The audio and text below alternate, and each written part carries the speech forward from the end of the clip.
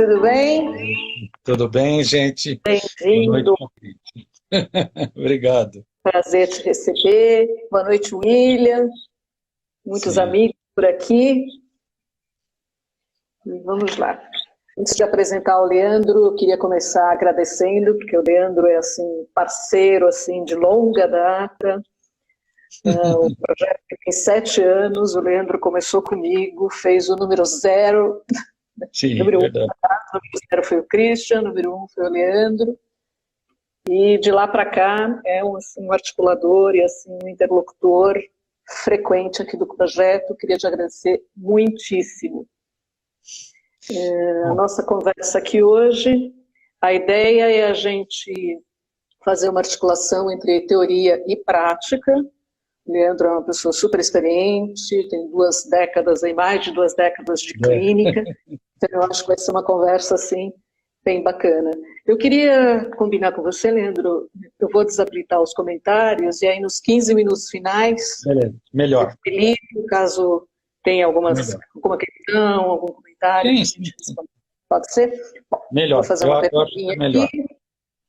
apresentar o Leandro e a gente já começa. O que a clínica nos ensina? Como e quando se deu a entrada do pensamento lacaniano no Brasil? Qual era o ambiente político à época? A entrada da psicanálise no Brasil se deu de maneira peculiar, ou seja, diferente da entrada em outros países? Poderíamos falar de um triunfo da psicanálise no Brasil? Haveria diferenças entre psicanálise brasileira e psicanálise no Brasil? Nossa conversa de hoje pretende articular teoria e praxis, pensando a transmissão e a deformação do analista, o psicanalista na polis e, sobretudo, o que a clínica nos ensina. Bom, Leandro Alves dos Santos é psicanalista, mestre em psicologia escolar pela USP, doutor em psicologia social pela PUC, com pós-doutorado em psicologia social também pela PUC, e autor de A Psicanálise no Brasil, antes e depois de Lacan. O Leandro promove eventos no campo psicanalítico com temas ligados ao cotidiano da clínica, atividade desenvolvida e praticada regularmente por mais de 2 décadas em consultório. Bem-vindo, Leandro. A palavra é toda sua. Tá. Muito obrigado, Patrícia. De fato, somos parceiros já há muito tempo. Eu queria muito te agradecer esse convite. Para mim é sempre um prazer participar de tudo que você faz pelo Lacaniano. Então, você já sabe que eu sempre digo sim para os convites e estou aqui hoje, estou muito satisfeito. E eu também queria agradecer aos colegas que estão participando. Eu divulguei bastante o evento, a Patrícia também. Então, fico muito feliz. De fato, a Patrícia acabou dando esse título para a nossa fala aqui. Eu achei ele muito feliz, porque, de fato, a clínica ensina não só sobre a clínica propriamente dita, sobre o que a gente estuda em psicanálise, mas também ensina sobre o brasileiro, sobre o Brasil, enfim, sobre a vida. A clínica trata da vida, né? Então, a Patrícia citou meu mestrado, meu doutorado e meu pós-doc, que redundou nesse livro aqui, que ela até citou o nome, então a gente vai se calcar um pouco nele. Então a gente vai ter uma troca, eu e a Patrícia, para tentar demonstrar um pouco o que dá para extrair desse livro que seja interessante para as pessoas que estão ouvindo, e para mim, para a Patrícia também, podemos ir associando, enfim. Então, Patrícia, vamos começar. Como é que você quer começar, Patrícia? Fiz algumas provocações, né, para você, e eu queria que você começasse mais ou menos por aí, falando da entrada do pensamento lacaniano Legal. no Brasil. Tá. Bom, então essa é uma ótima porta de entrada. Deixa eu explicar. Eu fiz meu doutorado na USP com o Christian Dunker, sobre as dificuldades do psicanalista na clínica, enfim, coisas que diziam também da minha prática clínica. Aí eu tentei teorizar, fazer uma tese. E quando eu acabei, defendi, o Christian disse: continua, faz um pós-doc, mas é de bom gosto fazer o pós-doc fora de onde você fez o doutorado ou o mestrado. Eu fiz mestrado e doutorado na USP. E aí eu fui para a PUC com orientação do Raul Pacheco, e eu disse: Raul, eu acabei estudando uma coisa no doutorado que eu gostei muito e deixei de lado, mas eu adorei, que é a história da psicanálise. Então o Raul falou, poxa, isso tem a ver com o meu campo de pesquisas, pode vir, já está aceito. E eu fiquei quase 3 anos junto do Raul, e eu comecei a pensar, Patrícia, até foi meio ingênuo, de entrevistar a entrada do pensamento lacaniano no Brasil nos anos 70, quem estava lá, que são alguns colegas que hoje são pessoas um pouco mais velhas, mas que há 40 anos atrás já estavam atuando, enfim, eu era uma criança ainda. E aí eu comecei atrás das pessoas, as pessoas não quiseram dar entrevistas. Então essa foi a primeira surpresa, ninguém queria falar, aí eu falei, puxa, como é que eu vou fazer?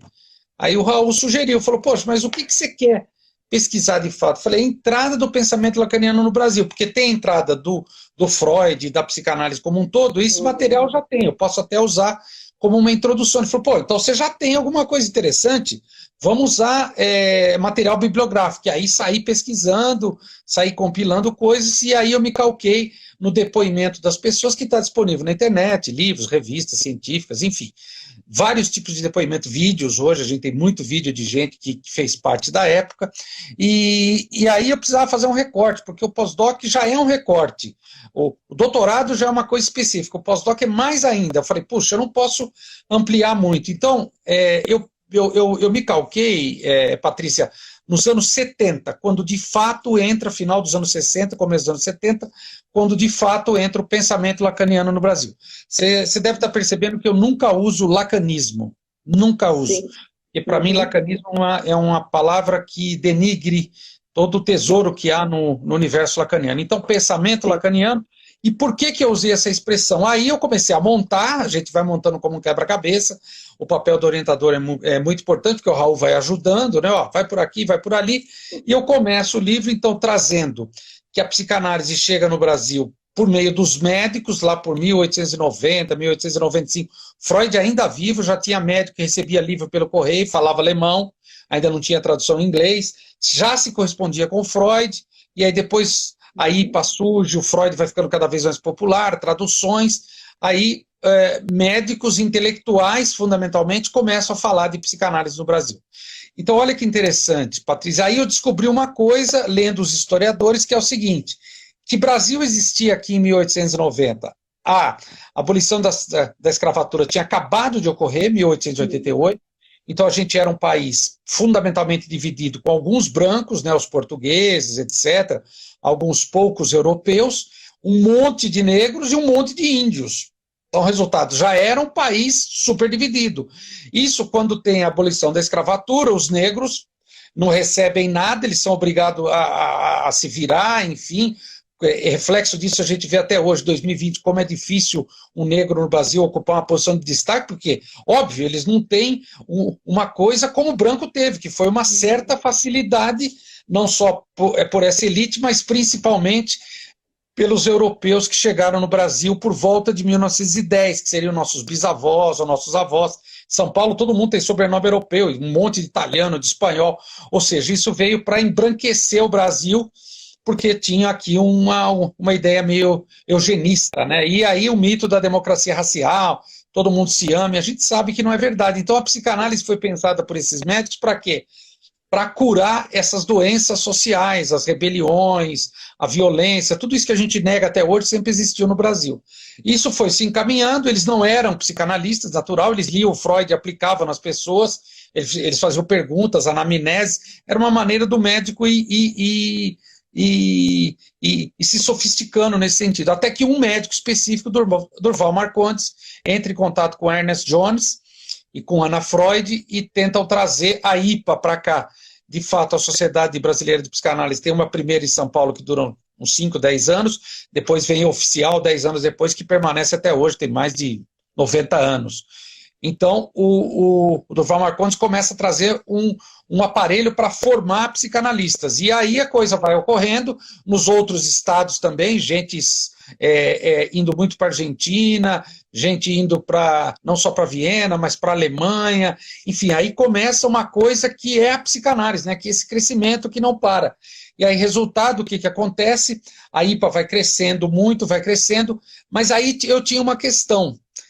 a psicanálise ela depende muito do país em que ela se implanta.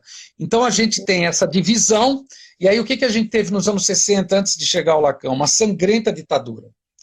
E aí o pessoal da IPA, geralmente médicos, né, a coisa ainda estava mais centrada na medicina, porque a psicologia surge em 62, eram médicos mais conservadores, que apoiavam a ditadura. Então o sujeito chegava no consultório e falava que explodiu bomba debaixo da banca de jornal, na frente da casa dele, o sujeito interpretava como algo de fezes explosivas no seio da mãe, um verdadeiro absurdo. Mas alguns psicanalistas foram ficando mais críticos, o pessoal da Argentina, perseguidos pelos militares, vieram para o Brasil, trouxeram um pensamento mais crítico, e até que explodiu uma coisa violenta, e aí eu conto nesse livro, é muito interessante, a mãe do Bussunda, uma psicanalista muito famosa na época, né?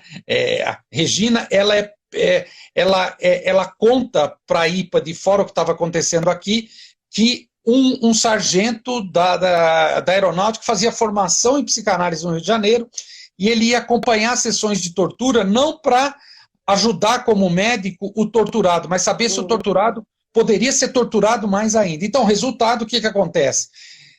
Ela passa a ser perseguida, eles descobrem que foi ela passa a ser perseguida, e aí, puxa, ela conta isso em livro, enfim, isso deu um bafafá. Nesse momento tem um furacão chamado Jacques Lacan, surgindo na França, nos 50, 60, etc., e os jovens brasileiros vão para lá, Beth Mila, Marco Antônio Coutinho Jorge, o Magno, enfim, vai o Jorge Forbes, vai um monte de gente, Luiz Carlos Nogueira, e o Lacan fala, traduza meus livros, levem o que eu estou escrevendo, tanto que ele vem aqui para a Venezuela, né, em 1980, antes de morrer, ele vem falar para o povo latino. Então, resultado, começa a vir uma psicanálise lacaniana muito mais aberta, muito mais oxigenada, muito mais acessível, entra nas universidades e tem claramente um pensamento mais à esquerda. Agora, o mote central do livro é, bom, então, a partir de agora, a psicanálise é acessível para todos. Aí uma pesquisadora chamada Jane Russo, do Rio de Janeiro, uma antropóloga, ela diz, não, o pensamento lacaniano também não chegou para todos, a psicanálise já era elitista, continuou elitista, mas não pelo dinheiro, que aí é onde eu tento trabalhar essa questão no livro, Patrícia. Só para me encerrar esse preâmbulo, ela vai no Bourdieu, que é um sociólogo francês, que diz, só Marx não explica, ou seja, só ter o capital financeiro não explica a ascensão social, você precisa ter um outro capital, que é o capital cultural. Então, resultado, quem tem capital cultural? Quem tem uma ótima escolarização. E quem tem uma ótima escolarização no Brasil? Continua sendo a classe média, a classe alta. Então, durante a ditadura, um economista chamado Edmar Baixa, ele fala, nós brasileiros vivemos numa imensa Belíndia, anos 60 isso. 20% vive na Bélgica e 80% vive na Índia. A Índia, naquela época, era um país muito pobre. E a Bélgica era um país rico, como é até hoje, claro. Explorou o Congo, pegou todas as riquezas do Congo, é lógico que é um país rico. Então, olha que interessante, Belíndia, a teoria lacaniana chega e ela pode ser degustada, pode ser aproveitada, pode ser compreendida por quem tem capital cultural. Então, resultado, uma elite intelectual do Brasil também se aproximou e se desenvolveu com a teoria lacaniana, que até hoje é conhecida como algo difícil. Então, no meu livro, eu digo, o Brasil, esse Brasil que não para de funcionar, até hoje, 2020, a gente está às voltas com essa Belíndia, ele também atravessou a psicanálise. O que eu acho que está acontecendo de positivo nesses meus quase 25 anos de prática clínica? Eu vejo que o pessoal dos 80% está chegando para ter acesso a Lacan, lacanianos, etc., enfim, e todas as modalidades de psicanálise.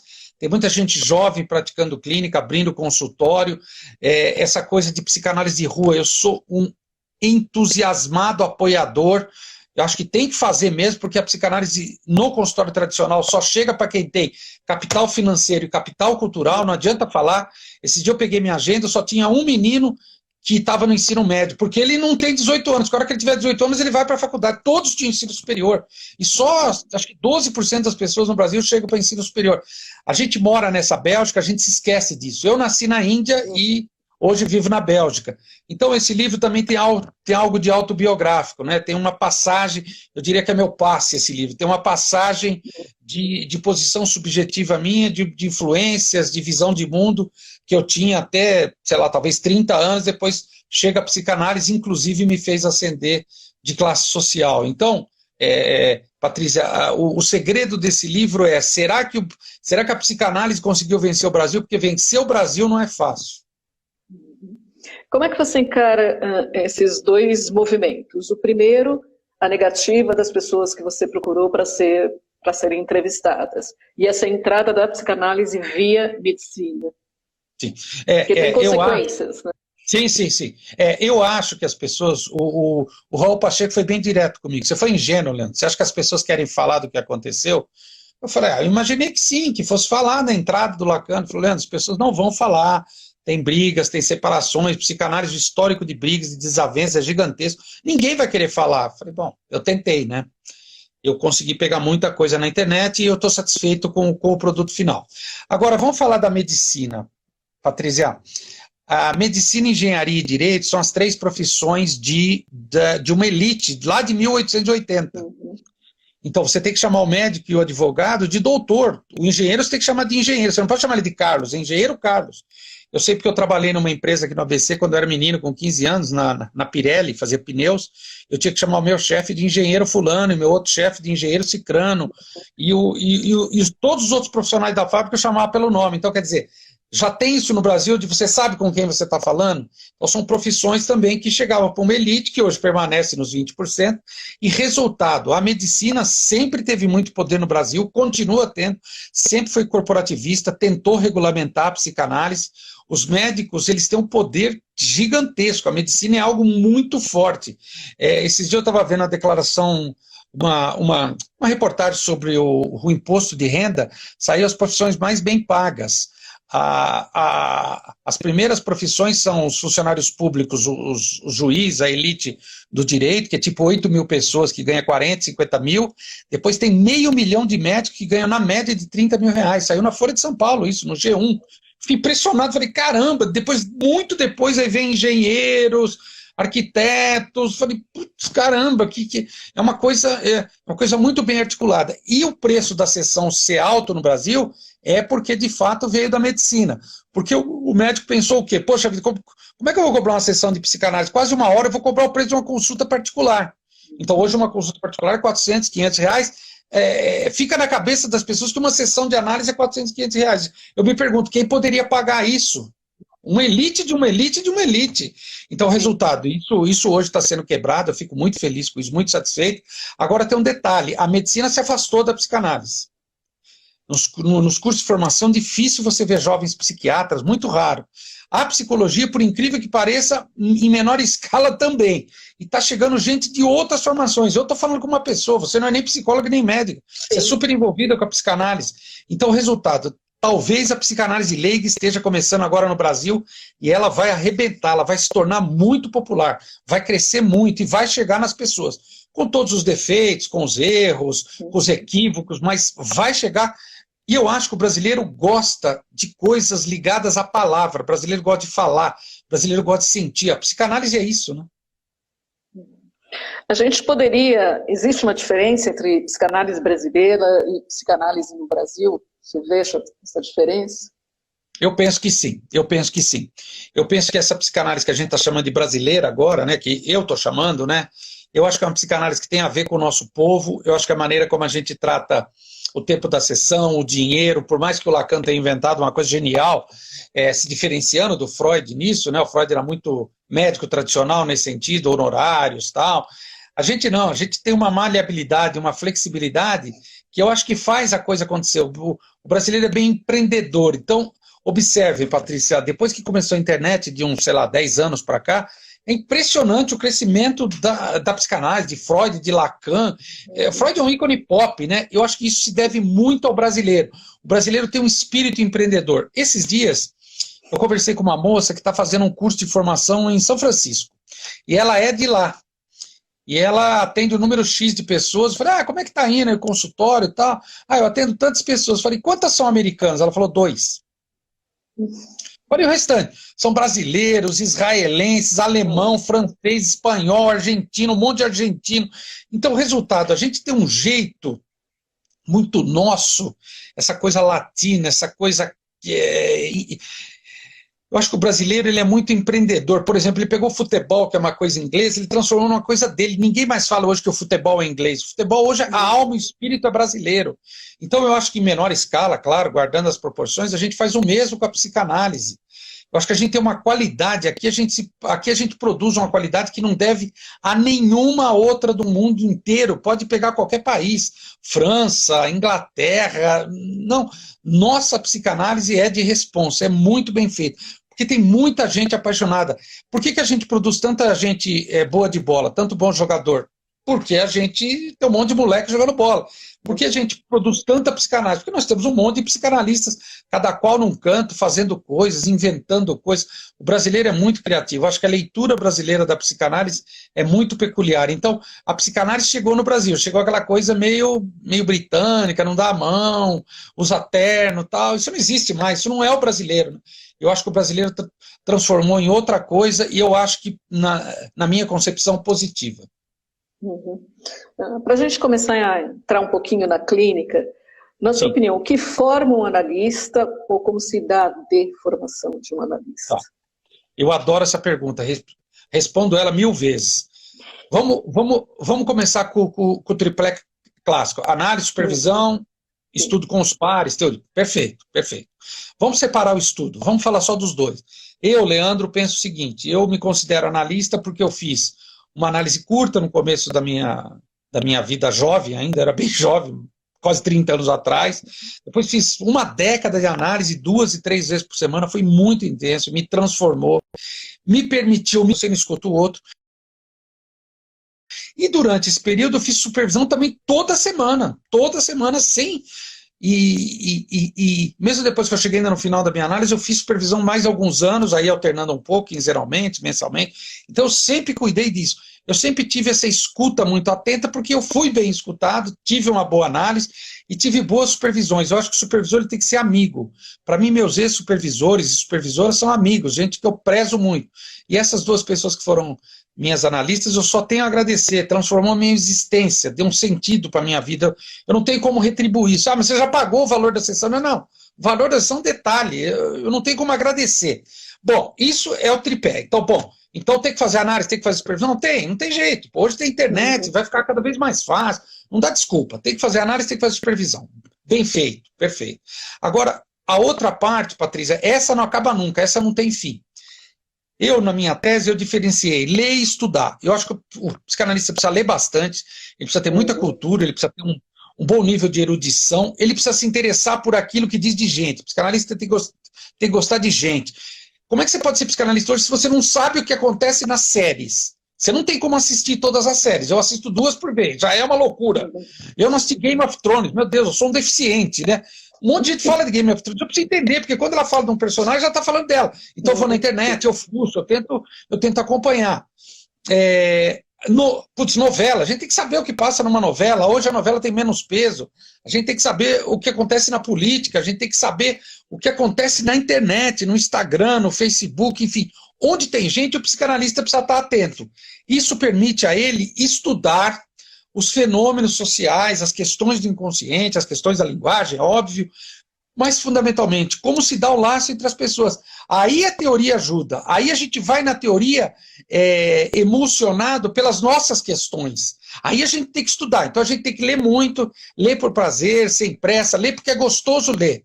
E tem que estudar. Toda hora eu estou estudando alguma coisa. No momento agora, eu estou estudando sobre a pulsão. Peguei texto do Freud, peguei texto do comentador, estou grifando, escrevendo, estou estudando sobre a pulsão. Por quê? A partir de um texto que eu estou preparando para um livro sobre o perdão no tratamento psicanalítico. Tive que estudar muito sobre os ideais. Então, o psicanalista tem que fazer isso sempre. Em paralelo, ele tem que trabalhar, ele tem que atender gente, ele tem que escutar pessoas, ele tem que psicanalizar, o motor tem que estar quente. Uma vez uma pessoa falou isso, é que nem táxi, o táxi não para, o motor permanece quente, a gente tem que fazer isso também.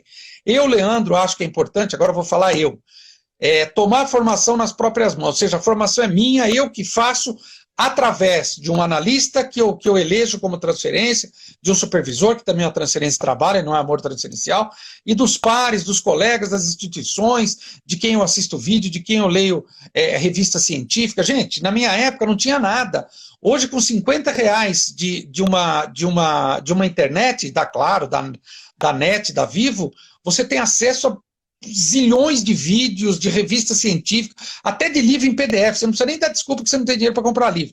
Então, esse papo furado que eu não tenho dinheiro, não. Papo furado.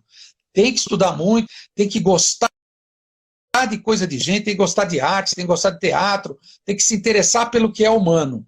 Aí eu acho que quando chega o ser humano no consultório, a gente está diferente, né? Um colega falou uma coisa legal, ele falou o seguinte, ele falou que estudar é que nem na academia levantar ferro, te deixa mais forte, o corpo fica mais forte, para depois no cotidiano você ter esse corpo mais forte para fazer as coisas que você precisa fazer. Aí eu falei, putz, interessante isso, ou seja, então não é uma competição para ver quem sabe mais, não é uma coisa acadêmica, não é para chamada oral, não, é para a nossa formação. Você diria então que psicanálise é sobretudo investimento? Investimento libidinal, e para ser bem lacaniano, de desejo, não adianta. E não adianta querer apressar, cada um tem seu tempo também. Eu comprei a obra do Freud, demorei 3 anos para abrir. Quando eu abri, eu nunca mais fechei.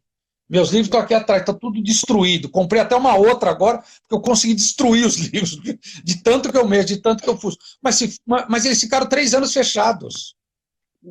Então, não adianta, a gente tem que respeitar isso dentro da gente também, sabe, Patrícia? O nosso tempo. Sim. Como é que você avalia hoje esse momento que a gente está passando, com a pandemia, com a clínica que foi para o virtual, a gente está atendendo online? Você acha que isso vai ter efeitos para a psicanálise? Como é que você avalia esse momento? Eu acho. Eu vou ser bem direto, eu acho que nós levamos uma porrada na cara, que nem boxeador. Sabe quando o boxeador ele apanha, ele cai na lona e o juiz vem e fica contando, levanta, 4, 5, 6, 7, a gente tá assim, a gente tá tentando levantar, nós psicanalistas estamos todos grogues. Por quê? Tinha um monte de colega que falava, isso não é psicanálise. Como receber uma transferência de dinheiro? A transferência é a única comigo, eu só recebo dinheiro, vou receber depósito na minha conta bancária. Esses mesmos caras hoje atendem aqui via Zoom, via Skype, e recebem transferência porque o paciente não vai levar o dinheiro na mão dele. E está achando que está funcionando. Então, o resultado, eu imagino a cabeça aberta que o Freud e o Lacan teriam, o que eles fariam com a internet. Então, o psicanalista é um sujeito que precisa estar aberto para o novo, isso é novo. O que vai acontecer, Patrícia? Eu já há uns 5 anos atendo gente de fora do país, via Skype na época, agora já tem outros mecanismos. Eu estou atendendo cada vez mais brasileiros que moram em outros países, estou atendendo gente de vários lugares do Brasil, então o sujeito que está numa cidade pequena, porque é fácil falar de psicanálise em São Paulo, no Rio de Janeiro, Belo Horizonte, Porto Alegre, aí é fácil, né? Tá cheio de gente. Centros, né? Exatamente, eu quero ver você morar numa cidadinha pequena lá, do lado de Manaus. Uma vez eu conversei com um menino, ele ia de barco para Manaus, era 3 horas de barco para chegar em Manaus, e o cara ia. Falei, caramba, hoje com a internet, puta, pode ter gente do Brasil inteiro assistindo a gente. Então, Patrícia, isso vai ser uma explosão, não vai voltar mais. Os psicanalistas vão ter que se coçar. Eu tive um sonho, eu queria contar um sonho pessoal que eu tive, que me explica isso. Quando deu 20 de março, eu fiquei desesperado. Falei, putz, o que eu vou fazer? Poucos vão topar vir pelo virtual, poucos, e depois, no final, só 20% não topou. Escrevo para eles de quando em quando, eles estão dizendo, quando voltar a gente retorna para o consultório. Poucos vão interromper. Eu fiquei surpreso. E a maioria, os pacientes me ensinaram isso. Não, vamos continuar, vamos lá. Qual é o método agora? Mantém o mesmo horário? Então eu deposito o dinheiro na sua conta. A gente está funcionando super bem. Deixa eu contar o sonho. Eu estava num quarto de hotel. Tem quartos de hotel que são grandes, que tem uma porta no meio, que quando você tem muitos filhos, dorme o marido e a mulher num quarto, e no outro quarto abre a porta do meio e dorme, sei lá, 4 filhos. Eu sonhei que eu tinha um quarto de hotel duplo, que eram meus consultórios, com 2 banheiros, porque eu tenho consultório em Santo André e Higienópolis, São Paulo. E eu ficava desesperado, e agora, onde que eu sento? E pessoas saindo do banheiro, eu falei, meu Deus, vamos pro inferno, isso aqui é o banheiro, pô, deixa eu trabalhar, eu preciso trabalhar, onde eu fico? Eu gritava no sonho, onde eu fico? E aí quando eu acordei de manhã, puta, o sonho é pra isso, né, pra te dar uma bufetada na cara. Eu falei, puta, onde eu fico? Eu fico onde meus pacientes estiverem, eu vou com eles. Putz, Patrícia, aquilo me deu uma tranquilidade e a minha agenda está repleta. Eu estou atendendo muito mais gente do que 20 de março. Mas eu precisei dar um giro e eu precisei também ter a humildade de entender que eu não sabia o que ia rolar e o que eu deveria fazer. Eu não tinha a menor ideia. E não tinha ninguém para me ensinar. Não tinha ninguém para me ensinar. Eu tive que aprender sozinho. E quem me ensinou foram meus pacientes. É a eles que eu devo a minha clínica. Você acha que isso vai democratizar a psicanálise também? Eu acho. Eu psicanalizo e supervisiono gente do Brasil inteiro, gente de pequenas cidades, gente que acha que eu cobro uma fortuna porque eu sou conhecido na internet. Eu sempre tento quebrar isso, não se trata disso, não é para isso. Eu acho que a coisa vai... Olha, eu acho que a coisa vai explodir mesmo. E outra coisa, a gente fica falando, tem muita live e tal. Tem muita live e tem um monte de gente assistindo também. É algo da nossa época, lá que eu falava, o psicanalista tem que estar afinado com a subjetividade da sua época. Pode ter um excesso? Pode, se for um excesso, o próprio meio vai dar uma filtrada, vai dar uma peneirada. Eu acho que a gente está passando por um momento histórico. Mas você acha que como ficaremos? Atenderemos online e também presencial? Não. A partir do momento que volta o presencial, o online... Modelo híbrido. Eu estou gostando de atender online. Se eu fizesse análise, não é mais o caso, eu continuaria tranquilo. Desligo a câmera, estava no divã, para mim não mudaria nada. Mas eu vou ser sincero, eu acho que online é 70% do que é o presencial. Mas e quem mora longe, quem mora fora, quem mora em outro país, as análises acontecem, eu sou prova disso. Então a gente também tem que pensar. Eu tinha um preconceito bobo, era bobeira minha, besteira do meu ego. Isso não funciona, eu tinha um preconceito. E se cair energia? Caiu energia, liga de novo. Caiu, volta aí. E a gente vai se virando. Os psicanalistas de antigamente atendiam por telefone, eu lembro disso. Viajava para o exterior, a pessoa me ligava. Isso é bobeira. Isso é imaginário de psicanalista, fantasia de psicanalista. O psicanalista ele tem um ideal na cabeça e ele não admite que chacoalha esse ideal. O real chacoalha. O Covid chacoalhou bem, chacoalhou muito bem.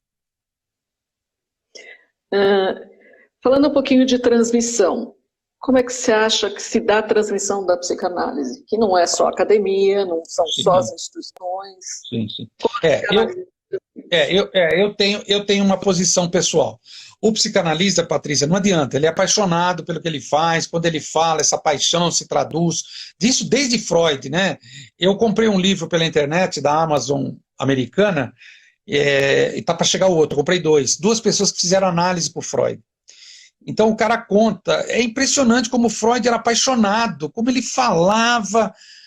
Putz, eu fico, caramba, como Freud era um sujeito genial, Lacan também se fala, Melanie Klein, Winnicott, pessoas muito apaixonadas. Então, essa nova geração que vem, também são pessoas apaixonadas, e essas pessoas acabam chegando nas universidades, dando aula nos cursos de psicologia, em alguns casos de medicina, nos outros cursos também, e esse monte de possibilidades que a internet abriu, lives, cursos, etc. Então, aquilo que era meio fechado na revista científica da universidade, que é extremamente importante, eu acho que a psicanálise brasileira é forte, porque ela está muito forte dentro da universidade, e nas instituições psicanalíticas, né, com uma coisa mais circunscrita, com os eventos, também com as revistas, e agora chegando no virtual.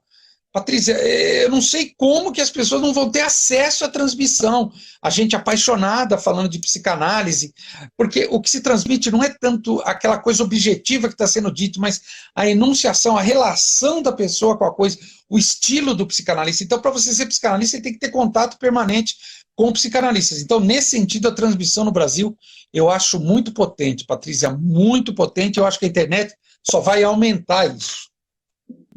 Por exemplo, você acha que no início de uma análise virtual, que tenha começado nesse período, porque muitas análises iniciaram-se nesse período, né? É possível a transferência? Como é que você vê essa questão da transferência, do manejo? Eu acho que sim. Eu acho que muita coisa a gente ainda está aprendendo a fazer, mas a transferência... Eu tenho uma puta transferência com o Freud, nunca vi ele morreu em 39, eu nasci em 65. Porra! Esse cara falava, pula do penhasco, eu pulo. Porque eu tenho uma puta transferência, não adianta. Então, quer dizer, a transferência é algo absolutamente humano, é potencializado pela internet, não é diminuído pela internet. Agora, eu acho o seguinte, nós precisamos aprender a manejar, precisamos aprender a manejar esses instrumentos, vamos chamar assim, esses novos operadores, e aí a gente precisa falar disso, falar da experiência. Pode ser num vídeo, pode ser numa live, pode ser escrevendo, pode ser numa revista científica, não tem problema, mas a gente tem que falar do que acontece, do que não acontece. Por exemplo, eu não atendo mais criança no sentido cronológico, já há uns 4, 5 anos. Eu não sei quem atende criança como está fazendo. Quem tem que falar são as pessoas que atendem criança. E os colegas que trabalham muito com psicose. Como é que está sendo com crianças autistas? Eu tenho muito interesse em saber como eles estão se virando. Quem atende casal, será que é a mesma coisa? São coisas muito importantes. Agora, isso não pode ser impeditivo. Eu gostaria de retornar nesse ponto. O psicanalista não pode ter cabeça fechada. Ele tem que ter abertura para experimentação e ele teorizar sobre isso depois. Freud fez isso a vida inteira, né? Eu queria que a gente falasse, um assunto que eu sempre gosto, a gente já falou sobre isso num outro encontro, divã. Fala. Divã. Queria que você falasse um pouquinho sobre o divã, por que o divã, para que serve o divã. O divã, tecnicamente, foi uma invenção do Freud, e ele mesmo disse, o Freud era muito sincero, eu não aguento ficar olhando e sendo encarado, né, por 10 pacientes durante o dia, então põe o cara no divã.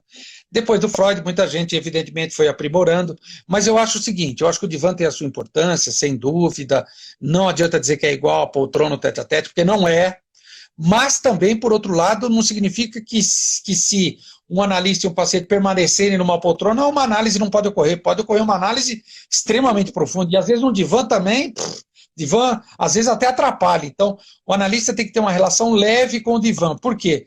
O divã é uma passagem, a gente tem que ter até o termo uma passagem, o divã é um momento que o sujeito está na outra relação dele com a própria queixa, dele com as questões, na verdade ele mesmo vai se analisar muito mais. E o divã tem um detalhe que eu acho importante, Patrícia. Por que quando a gente tem pesadelo à noite, a gente acorda sobressaltado, aí a gente vai no banheiro fazer pipi ou tomar água, passa, nossa, foi só um pesadelo, aí você deita e dorme, às vezes volta o pesadelo, às vezes não. Porque deitado você fica muito mais sensível. Então, quem suporta o divã, perder o analista, a visão do analista, né, ser visto e ver o analista, só ouvir a voz dele, a voz fica parecendo um trovão, e você só olha para uma parede, geralmente uma janela, você fica muito mais forte para levar as coisas da vida. Então, o divã tem a sua importância. Um final de análise é uma experiência muito próxima da morte, né? Então, o divã é como se fosse um espaço intermediário, que eu acho que tem a sua função, mas não pode ser fetiche para o analista. Geralmente os jovens analistas querem decorar o consultório, a primeira coisa que eles compram é o divã, né? Não é isso, pô. Tem gente que está no serviço público, não tem divã, e daí? Não tem divã, mas pode ter psicanálise, não é essa a questão. Então, não, você diria que não é um divã que faz uma psicanálise. Exatamente, que garante uma psicanálise, não. Mas é óbvio que ele tem uma importância radical. Eu, pelo menos para mim, tem uma importância radical. A minha própria análise teve um momento de passagem ao divã, 80% da minha análise eu fiz um divã, e eu sei como é angustiante até o dia que você se dá conta que essa angústia é porque você quer a garantia que o outro esteja lá. E aí o silêncio do outro é muito importante. Você já falou um pouquinho, mas eu queria que você falasse um pouquinho sobre sua opinião sobre as clínicas sociais, as clínicas abertas de psicanálise, como fica a transferência, porque a gente sabe que tem alguns espaços públicos que o analisante chega e nem sempre ele é atendido pelo mesmo analista. Como é que fica a transferência nesse caso? Eu vou dizer o que eu penso, posição pessoal minha, eu mesmo nunca participei ativamente, eu penso em um dia participar, porque eu acho que é uma experiência riquíssima. O Freud tem um texto que ele diz que ele se preocupa com isso e que a gente deveria chegar para os mais necessitados, para aquela parte indiana do Brasil, os 80%, né? Só para você ver, Patrícia, são 65 milhões de pessoas no Brasil que recebem o auxílio governamental de R$600. Esse que o Bolsonaro queria dar de 200, e os partidos de esquerda obrigaram a chegar a 600, e hoje é R$600. 65 milhões de pessoas têm comida no prato porque recebem R$600. Então, a gente precisa pensar nisso, né? A gente não está num país do primeiro mundo que todo mundo tem acesso, não se trata disso, né? Então, como é que a gente faz? Resumindo, para chegar para quem não tem dinheiro, o analista tem que mudar a cabeça dele. Eu acho que esse pessoal deveria produzir teoria, deveria escrever, deveria falar. Eu mesmo já organizei eventos que eu convidei. Que método que eles estão inventando ou aprimorando? Por quê? Eles dizem que tem efeito, as pessoas voltam, as coisas caminham, como também tem gente que mesmo sendo de graça não leva a sério, na primeira resistência já para. E eles falam que eles têm boas experiências. Agora, o analista, eu acho que tem uma questão ética, e o analista não pode ir lá para treinar. Eu sou jovem analista, eu vou lá treinar com os pobres, aí eu fico bom e no consultório eu posso cobrar mais caro. Putz, isso é uma coisa deprimente. Não, você tem que ir lá porque você, de alguma maneira, quer manter viva a psicanálise no mundo, chegando para o maior número de pessoas, ou seja, a mesma paixão. Eu sempre brinco, se eu cobro R$ 300 de uma pessoa no consultório, se eu for atender por convênio médico, que é outra coisa que atende caminhões de pessoas por 15, R$ 20, eu vou atender igual. Não vou mudar nada. O que eu vou mudar? Nada. Eu vou escutar a pessoa igual a pessoa que me paga R$ 300. Então, a questão não é necessariamente a rigidez na transposição do consultório particular mais tradicional para um local público, mas sim da abertura para você poder inventar ou reinventar algo. Uma coisa eu sei, Patrícia, as pessoas não são bobas, elas sabem o que é bom. Ah, mas ele é pobre, é na estação de trem, não é bobo, ninguém é bobo, fica tranquilo. Se tiver algo de qualidade lá, o sujeito volta, o sujeito indica para alguém. Agora, os colegas precisam trazer essas experiências, precisam colher essas experiências, pensar no que deu errado, pensar no que deu certo, trazer para a gente metabolizar isso dentro dos grupos, dos pares, nas instituições, nas universidades. Né? Eu sou um radical defensor, Patrícia, radical. Você acha que a gente está caminhando para uma psicanálise mais democrática? Eu acho. Eu acho que sim. Primeiro porque teve o boom da psicologia, agora eu acho que vai ter o boom das outras profissões. Eu percebo que o pessoal das outras profissões acaba chegando porque faz análise, porque acaba conhecendo a teoria psicanalítica, mas depois vai fazer análise, é o pessoal com boa formação cultural. Eu acho que... E eles não têm um pecado de origem, né? Porque o médico tem aquela coisa de eu quero ser médico quando crescer. E o psicólogo tem aquela bobeira de eu quero ajudar os outros, eu vou ser psicólogo para dar amor, essas tolices. E os caras das outras profissões, não. O pessoal de letras, eu conheci Lacan, adorei, fui fazer análise, puta, é demais. Pessoal, puta, da comunicação, tendo um monte de gente de comunicação. Putz, sujeito, a administração, aí eu vi Freud uma vez... Fui fazer terapia e me falaram que tinha psicanálise, fiz 10 anos de análise, o cara é mais analista do que muita gente, entendeu? Então, Patrícia, eu acho que vai ser mais democrático porque vai tirar esse ranço da medicina e da psicologia. Eu acho que a psicanálise vai ficar mais livre. Você diria que a psicologia ela ainda está muito calcada numa pedagogia? Eu acho que sim, numa pedagogia do comportamento e principalmente de querer o bem ao próximo, né? E aí, como a psicologia está muito tomada por uma coisa mais ligada a um pensamento de esquerda, também tem um preconceito com a psicanálise. Isso é uma coisa de burguês entediado, o psicanalista é um alienado, e quando não é isso, não é verdade isso, né? Então, especialmente nos conselhos de psicologia, tem muita gente ligada à psicologia social que acha que deveria imperar apenas um tipo de psicologia, e aí é muito crítico com qualquer coisa que é clínica. Clínica é coisa de, como eu disse, de burguês entediado. Eu não penso assim. Eu acho que tudo tem a sua importância, eu acho que as práticas da psicologia social são excelentes. Eu mesmo fiz meu pós-doc na psicologia social. O Freud fala, a psicanálise ela é social. Você acha que a psicanálise é algo que faz laço também? Eu acho. Ela pensa o laço e eu acho que ela faz laço. Bom, é o que eu senti na minha análise. Eu fiz análise e, putz, deveria ter feito a análise antes. Olha quem foi meu amigo, continuou meu amigo, esse amigo mesmo. Hoje eu me dou conta, meu Deus, que mala que eu era. Devia ter feito análise com 12 anos. Teria enchido o saco de muito menos gente, minha vida teria sido mais leve. Mas não deu, fui fazer com 28. E como você avalia os psicanalistas na polis? Acho que a gente tem uma corrente aí, a gente tem vários colegas que estão aí nas redes sociais, estão nas mídias, mas ainda tem uma boa parcela, tipo, analista é neutro. Como é que você vê? Eu acho o seguinte, eu acho que os psicanalistas, especialmente depois do Lacan, né, foram para a mídia com muita facilidade, né? Eu vou pegar um exemplo, Oscar Cesaroto. Há 30, 40 anos ele já estava na mídia, lançando livros. Um sujeito chamado Gastão, dos anos 30, ele escrevia peça para radionovela, peça para teatro, programa de TV. escrevia livros, escrevia em colunas de jornal, um sujeito muito interessante, se correspondia com Freud, você vê isso nos anos 30. Ele morreu em 80, tem uma entrevista com ele, Gastão Pereira, puta, muito legal esse sujeito. Então, só peguei o Oscar Cesaroto como um exemplo. Depois a coisa foi crescendo. Joel Biermann foi um sujeito que explodiu na mídia, com os livros, o Renato Mezan, depois o Quiné, o Christie, hoje tem mais um monte de gente. Então eu acho o seguinte, eu acho que se o psicanalista tiver bom senso, conseguir trazer a peste para dentro da mídia, eu acho legal, acho muito importante. Agora, os colegas que não apoiam ou que discordam, eu acho que eles precisam também pensar se eles discordam ou não apoiam por uma questão pragmática ou puramente por inveja. O sujeito está sendo mais famoso que eu, supostamente ele tem um benefício maior, então eu tenho inveja, ao invés de falar que eu tenho inveja, eu fico destruindo, atacando o cara. Isso é muito comum dentro da psicanálise e dentro da condição humana, né? Então, eu acho muito importante o trabalho que o Contábil, o Caligares faz. Putz, tem um monte de gente, a Maria Homem, enfim. Naturalmente, se você for assistindo cada um deles, você pode discordar, concordar, mas eu acho que se tiver bom senso, se tiver sagacidade, eu acho que tem espaço, porque o nosso discurso é muito forte. O que a gente fala é muito sério, não é um discurso tranquilizador, tudo vai dar certo. Não, o psicanalista não fala isso. François Dolto foi genial nisso, entende? Então, eu acho, de novo, que a gente precisa ter cabeça aberta. Quando a gente fala em estilo do analista, a gente está falando exatamente sobre o quê? Sobre eu interpreto assim, sobre um momento de passagem, porque no começo a gente quer ser analista, quer ser igual ao analista da gente, quer ser igual ao supervisor, mas bobeira, faz parte, isso é da profissão, todas as profissões passam por isso. Mas se a sua análise avança, chega uma hora que você fica tomado por uma coisa chamada desejo de analista, não desejo de ser analista.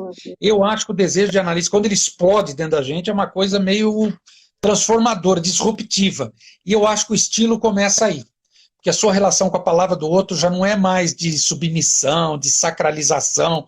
Você começa a ter uma relação mais leve com a palavra do outro. Tanto faz Freud, Lacan, os colegas. Resultado, eu acho que você fica mais responsável, mais sério e mais leve com os pacientes. Você acaba desenvolvendo um estilo seu, um jeitão, um modus operandi muito particular. Eu acho isso muito bom, mas demanda tempo. No começo a gente não tem isso, claro. Você já pertenceu à instituição de psicanálise, hoje não mais, né? Acredito que foi particular, pensada. Pertencer ou não pertencer a uma instituição? Quais os prós, os contras? Olha, eu pertenci a 18 anos, fora do campo lacaniano, escola de psicanálise fora dos campos lacanianos. Deixo muitos amigos lá, eu não conseguia mais participar como eu achava que deveria ser. Eu estava com a minha agenda muito tomada, eu tinha outras ideias, outras produções que eu estou conseguindo colocar, enfim, em prática, então eu decidi me afastar porque eu acho que eu não estava fazendo o que deveria fazer. E eu gosto de fazer bem feito o que eu me decido a fazer. Eu acho o seguinte, eu acho que quem começa na psicanálise, um jovem analista, ele tem que fazer análise, tem que fazer supervisão, evidente, tem que começar também a clinicar, claro.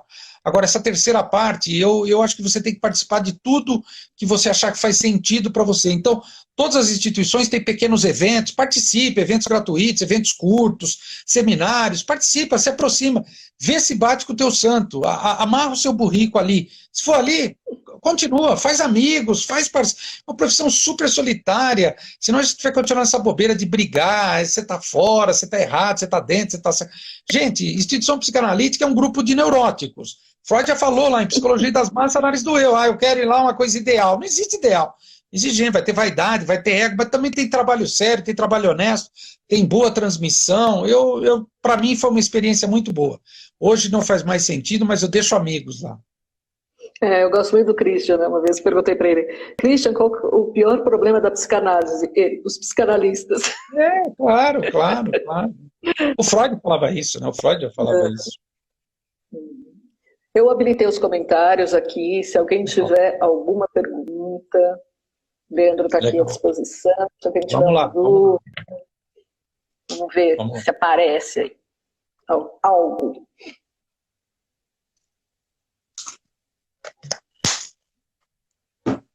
Uma das coisas que eu estou fazendo... Deixa eu contar uma das coisas que eu estou fazendo, né?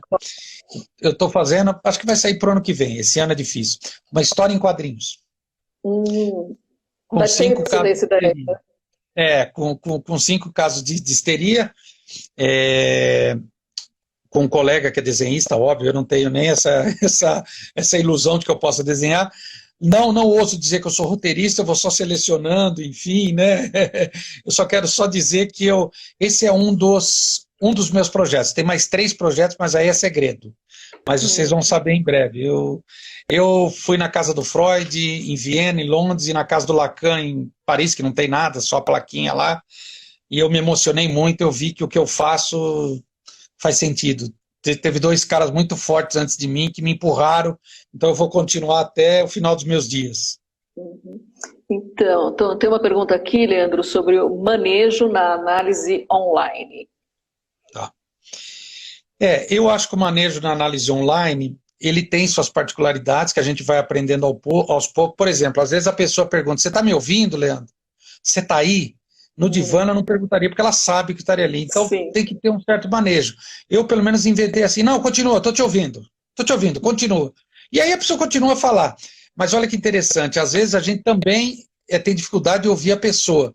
Mas eu não acho que isso seja impeditivo para uma análise acontecer. Eu acho que são contingências aí de um novo modelo de atendimento que eu acho que vai ter a sua importância. Eu acho que os atos falhos são facilmente perceptíveis. Eu uso o Whereby, que é um bom mecanismo, eu uso o Google Duo, que também é ótimo, e eu uso o próprio Skype ainda, e às vezes o WhatsApp. Então, resultado, tem funcionado bem, tem particularidades que eu ainda estou aprendendo. Eu estou pensando em escrever sobre isso, estou pensando em juntar mais gente, talvez fazer um livro, uma coletânea. Outra pergunta é se a associação livre é possível no atendimento online. Eu acho. Corte de sessão, vixe, eu acho. Certas coisas que a gente fala. Outra coisa interessante que eu não sabia, tem gente que está muito mais livre na tela do que na minha frente. Ou seja, na minha frente o sujeito ficava mais inibido. Engraçado isso, né? Algo surpreendente. Casos que eu falo, caramba, o sujeito está muito mais livre, o sujeito traz mais coisas, ele fala com mais liberdade. Engraçado, né? Talvez o sujeito se sinta mais seguro, mais protegido. Não sei, eu só sei que é positivo para o processo.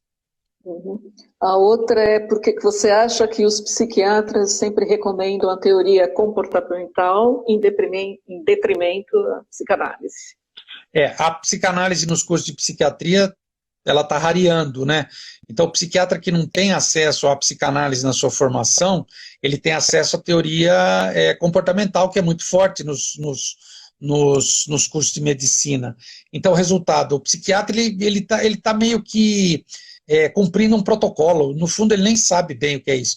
Agora, nós, psicanalistas, a gente deveria chegar nos psiquiatras, bater na porta e dizer, meu nome é Leandro, meu nome é Patrícia, sou psicanalista aqui perto, tá aqui meu cartão, vamos falar, vamos nos conhecer. Eu tenho vários psiquiatras que me indicam, eu também indico pacientes para eles. Eu acho que falta aos psicanalistas também se movimentar nesse sentido. Então, você tocou num ponto que eu achei interessante, que é a questão do corte. Como se dá o corte numa análise online? Para mim, igual. Bom, então vamos ficar com isso, então vamos pensar nisso. Então, semana que vem a gente se vê até lá e aperta o botão. A mesma coisa. Só não tem momento maçaneta, né? Porque na análise... Não dá para abrir a porta. O sujeito fala alguma coisa lá na porta. Mas, não, para mim, pelo menos para mim, Leandro, o corte é uma coisa bem leve. Eu não me preocupo com isso, é algo meio... Eu não gosto de usar essa palavra, é meio instintivo para mim. Está tão dentro de mim que eu já nem penso muito nessa questão. Agora, o dinheiro é complicado. O dinheiro eu tenho penado um pouco. Porque todo mundo fala que vai depositar. Não, toda sexta-feira eu tenho que ir lá na minha agenda, tenho que ir no Itaú, conferir, aí quem não deposita falou, por favor, me envia o print. Eu esqueci, Leandro, tá aqui, ninguém deixa de pagar. É um saco, eu fico 2 horas fazendo isso. Saco. E antes eu não tinha isso, eu tirava o dinheiro do bolso, contava, anotava na agenda e já, enfim, usava esse dinheiro. Agora não, né? Não sei se está acontecendo na sua clínica, mas, por exemplo, na minha tem sido frequente, do analisante esquecer o horário. Porque você Engraçado. não tem esse movimento de sair de casa para a análise. Foi legal você falar isso. Foi legal. Nossa, excelente. Esqueci. Eu não vejo mais falta. Olha, é raro. Essa semana uma pessoa esqueceu a sessão, que pelo caso dela tem algo específico. Só, eu não vejo mais faltas. Engraçado o que você está falando. Eu acho que ficou mais fácil. Por exemplo, eu vou acabar aqui e vou descer e vou assistir uma série. Se eu tivesse hoje, segunda-feira, eu estaria no meu consultório de São Paulo. Eu ia demorar mais 45 minutos para chegar em casa, tomar banho e assistir uma série. Talvez eu estivesse muito cansado. Então, eu acho que a gente está trabalhando mais, nós analistas. Tem mais coisas, mais convites, fazendo mais coisas e atendendo mais pessoas. É engraçado, né? Eu não sei, é uma estafa, o pessoal chama de estafa do Zoom. Eu acho que é isso mesmo, uma estafa do Zoom, é uma outra coisa. Então, pelo menos na minha experiência, as pessoas praticamente não faltam. Não é nem que elas faltam, mas, por exemplo, eu tenho percebido um esquecimento. Não sei, na minha experiência não, Patrícia, não. Entendi o que você quer dizer, mas na minha experiência não tá... Porque tem todo um entorno doméstico, né? Sim, o sujeito está dentro de casa. Ela vai, ela lava roupa, ela vai, ela lava louça. Sim, claro, lógico. Se esse movimento não causa um certo caos, assim. Eu não tenho sentido. Bom, pelo menos na minha prática. Olha essa pergunta. Posso eu pegar uma pergunta? Claro. Já que estamos roubando os tabus, por que não máquina de cartão? Adorei a pergunta, Elzira. Psicanalista vai ter que ter cabeça aberta. Os jovens, uma vez um menino de 20 anos perguntou: ô doutor, o senhor aceita um cartão? Eu achei que ele fosse dar o cartão dele, cartão de visita. Eu falei, aceito. Aí eu falei, cadê a maquininha? Aí eu não sabia responder. Aí eu falei, não, cheque o dinheiro. Eu acho que a gente vai acabar chegando nisso. Eu acho. Eu não sei nem como Leandro, vou fazer, mas acho que a gente vai acabar chegando nisso. Você vai ver. Os pacientes estão adorando fazer transferência. Adorando. Fazer transferência e transferência. Adorando. Para eles está ótimo. Eu quero ver quando voltar para o presencial como é que eu vou fazer isso. Na hora eu vejo. Aí a gente vai ver um outro movimento. Né? E talvez a gente só vá compreender a posteriori. Né? Claro. Acho que a gente consegue mais uma perguntinha, que tem dois minutos aqui. Oi, Leandro, sei do seu interesse pela educação, até realizamos trabalhos juntos na Passo a Passo. Quais são as suas perspectivas com relação aos impactos da pandemia para a infância? Oi, a Rose e a Sheila. Quem fez essa pergunta é a Rose ou é a Sheila? A Rose. O Passo a Passo é uma escola aqui do ABC, de fato fizemos alguns trabalhos juntos, foi muito legal, gosto muito de educação, onde eu fiz o meu mestrado, enfim, eu curto muito educação. O que eu estou sentindo com as crianças? No começo elas adoraram estar ao lado dos pais, eu percebo isso na minha filha, que tem 15 anos, nitidamente adorou, porque ela estuda no quarto dela, eu trabalho aqui, a minha mulher fica lá embaixo fazendo as outras coisas, depois a gente almoça junto, janta junto, enfim. Eu acho que as crianças no primeiro momento gostaram, porém, eu acho que essa ausência de contato físico na escola, porque não é que as crianças não estão tendo contato, minha filha fica o dia inteiro na tela, eu já não consigo nem acompanhar TikTok, uns negócios que eu nem sei o que é, e eles usam Zoom, e usam um monte de coisa, e hoje vai ter um encontro, eles fazem um encontro. Então, o resultado, não é que eles não estão interagindo, mas eu acho que essa interação física, eu acho que é uma coisa que vai faltar para os adultos também. Eu acho, Leandro, minha opinião pessoal, que isso vai explodir depois. Nós vamos saber os efeitos, é como uma bomba de efeito retardado. Eu acho que vai ter questões, inclusive, para os adultos. Leandro, a gente deve ter aí 30 segundos. Queria te agradecer demais. É sempre um prazer conversar com você, o aprendizado. E suas considerações finais. Eu te agradeço muitíssimo mais uma vez.